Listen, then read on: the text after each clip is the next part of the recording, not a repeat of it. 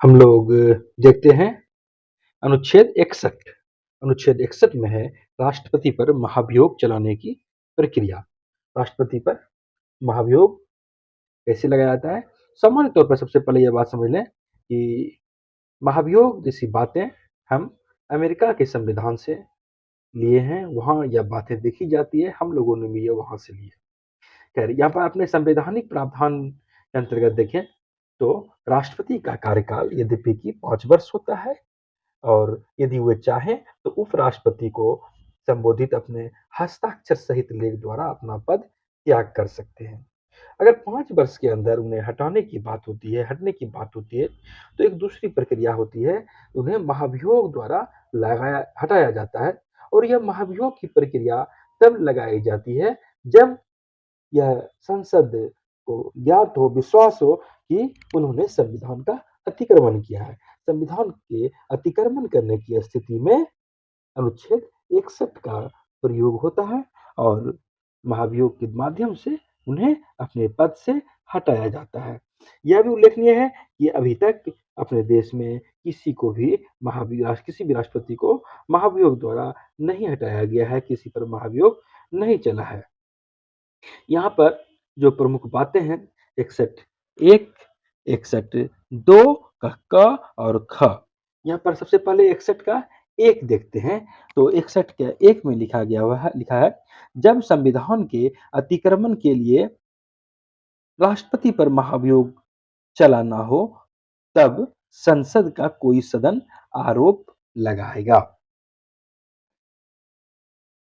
जब संविधान के अतिक्रमण के लिए राष्ट्रपति पर महाभियोग चलाने की बात होती है तो संसद का कोई सदन आरोप लगाएगा। कहने का तात्पर्य इसके माध्यम से यह बताया गया है कि कोई भी सदन आरोप लगा सकता है। कोई भी सदन का अर्थ है संसद का लोकसभा अथवा राज्यसभा। यह समझ लें एक्स्ट्रा रूप में कि विधानसभा में महाभियोग नहीं लगाई जाती है, विधानसभा में के सदस्य भी इसमें भाग नहीं लेती हैं, बल्कि लोकसभा अथवा राज्यसभा में महाभियोग की प्रक्रिया चलाई जाती है और संसद के किसी भी सदन में पहले आरोप लगाया जाता है। When a president is to be impeached for violation of the constitution, the charge shall be preferred by either house of parliament। अब जो 61 के 2 अनुच्छेद 61 का 2 में कहा गया है कि ऐसा कोई आरोप तब तक नहीं लगाया जाएगा जब तक कि, अब देखने वाली बात है कि आरोप संविधान का अतिक्रमण पर महाभियोग तो चलता है, इसके बाद जो यहाँ पर दिया है गया है 2 प्रावधान है यहाँ पर, ऐसा तब तक कोई आरोप सदन नहीं लगाएगा, महाभियोग की प्रक्रिया पूर्ण नहीं होगा जब तक कि, यहाँ पर 2 शर्त फिर होती है। तो और नंबर है इसमें कि ऐसा आरोप लगाने की प्रस्तावना किसी ऐसे संकल्प में अंतर्विष्ट नहीं है जो कम से कम 14 दिन की ऐसी लिखित सूचना के दिए जाने के पश्चात प्रस्तावित किया गया है। अर्थात कहने का तात्पर्य है कि महाभियोग चलाने की प्रक्रिया जब होती है फाइनली तो 14 दिन पूर्व सूचना दे दी जाती है राष्ट्रपति को और जिस पर उस सदन की कुल सदस्य संख्या के कम से कम 1/4 सदस्यों ने हस्ताक्षर करके उस संकल्प को प्रस्तावित करने का अपना आशय प्रकट किया है। और यहाँ पर जो प्रमुख बातें हैं अनुच्छेद 61 के 2 का क में कि संसद के किसी भी सदन में आरोप लगाया जाएगा, लेकिन वहां पर जो प्रमुख बातें हैं संसद का कोई भी सदस्य का 1/4 सदस्य हस्ताक्षर करके इसे प्रस्तावित करते हैं दूसरे सदन के लिए और इसी क्रम में वे राष्ट्रपति को भी सूचना देते हैं। जैसे कि अगर लोकसभा में प्रस्ताव लाया जाता है तो 1/4 सदस्य 545 तो 136 सदस्य लिखित आवेदन देंगे, वहां पर उसका हस्ताक्षर होगा, तब वह दूसरे सदन में जाएगा। यहाँ पर अनुच्छेद 61 का 2 का ख नंबर में जो बातें कही गई है कि उस सदन की कुल संख्या के कम से कम 2/3 बहुमत द्वारा ऐसा संकल्प पारित नहीं किया गया है। अर्थात अब जब दूसरे सदन में जाया जाता है तो फिर वहां पर उस सदन में जितने सदस्य हैं तो उसका 2/3 सदस्य, 2/3 सदस्य का अर्थ है विशेष बहुमत। साधारण बहुमत में 50% में साधारण बहुमत को कहते हैं, और विशेष बहुमत का अर्थ है सदन के जितने कुल सदस्य होते हैं उसके 2/3 बहुमत से उसे पारित कर देते हैं, तभी ये काम आगे बढ़ेगा। तीसरा, उसके बाद है अनुच्छेद 61 में क हो गया, ख हो गया, दो का, उसके बाद अनुच्छेद 61 में 3 4 भी है। तो 3 में है, जब आरोप संसद के किसी सदन द्वारा इस प्रकार लगाया गया है तब दूसरा सदन उस आरोप का अन्वेषण करेगा या कराएगा। जिस सदन में आरोप लगता है तो उसके, अगर लोकसभा लगाएगा तो राज्यसभा उस पर अन्वेषण करेगा, और अगर राज्यसभा में लगता है तो फिर लोकसभा उस पर अन्वेषण करेगा, जांच करेगा, और उस अन्वेषण में उपस्थित होने का तथा अपना प्रतिनिधित्व कराने का राष्ट्रपति को अधिकार होगा। राष्ट्रपति स्वयं भी वहां पर जा सकते हैं, अपनी बात रख सकते हैं, या अपने प्रतिनिधि के माध्यम से बात रख सकते हैं, या कोर्ट से भी, ये सुप्रीम कोर्ट से भी सलाह ले सकते हैं इस मसले पर। वहां पर राष्ट्रपति को यह अधिकार होता है।